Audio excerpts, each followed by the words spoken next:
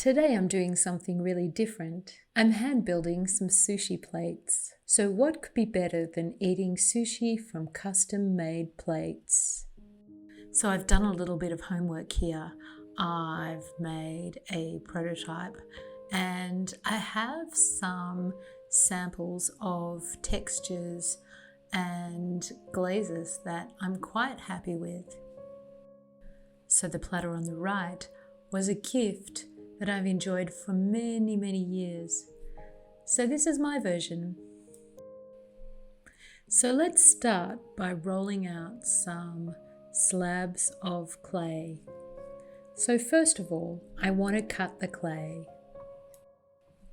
So I start by cutting the clay long ways off the pack. I'm going to use guides so that I cut the clay into even slabs. I'm using a characterful clay to make these sushi plates. The clay is called BRT, which stands for Buff Raku Trachyte. A raku clay is not only necessarily good for raku, some raku clays have a very broad firing range and they're usable for other kinds of firing and function. This one's particularly rough and gritty. So I'm just going to start rolling out my clay. I'm just using a rolling pin, which in the absence of a slab roller works perfectly. So as I mentioned, my clay is quite gritty. It has flecks of trachyte in it. The trachyte bits are quite sharp and along with other grog make for an unpleasant throwing experience. So I enjoy hand building with it. Trachyte is a type of volcanic rock. When this clay is fired to high temperatures, you end up with these little iron blebs. So I'm just using my guides to roll the clay out to about 8 mil. You might have something around you can use as guides, or you can pick them up at a hardware store and cut to size. So I really like the texture that I created using a brush roll, and I'm going to use that on this platter. So I just take the brush roll and roll it into the clay. Leaves a really good impression, and move along to texture the rest of the clay.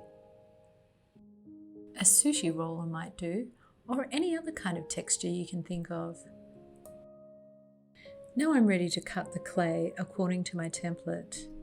The top of my platter is about an A4 size, so I'm using a sheet of paper as my template. I'm going for a very robust look. So I'm not going to fuss too much about the edges. I am, however, going to round the corners slightly. So I'm going to use a half cylinder pipe as a former, and I'm just going to cover it in paper so that the slab will release easily. So I'm going to place my slab over the former with the pattern side down. So I'm just going to flip it over onto the former and then gently press the clay so that it fits over the form. My clay is actually quite firm, so it's not smushing the pattern that I've decorated it with. So now I can just smooth the edges a little and make sure that it's sitting evenly on the form. And now I'm ready to start thinking about the feet. So with some remaining bits of slab, I take the template that I've made that reflects the curve of the former and I cut around that. I cut out 2 feet. You could do some fancy feet if you wanted. I'm keeping my feet quite simple. They're going to keep the dish stable on the table, but also they elevate the dish a little. So now that I've cut out the feet, I'm going to mark out where they're going to go. So I'm just going to score around the position of the feet. And I really don't want the feet to be too far from the edge. And I definitely want them to be an even distance from the edge. So now that the position of the feet have been marked out, I'm ready to scratch both the feet. So that is the curve. And once that's done, I'm going to scratch inside the markings for the feet on the dish. So I've mixed up some slip from water and the clay that I'm using, and I've just let it sit for a little while. I'm going to use that to join the feet to the body of the dish. So I'm adding plenty of this slip, and then I'm going to place the foot in the marked position.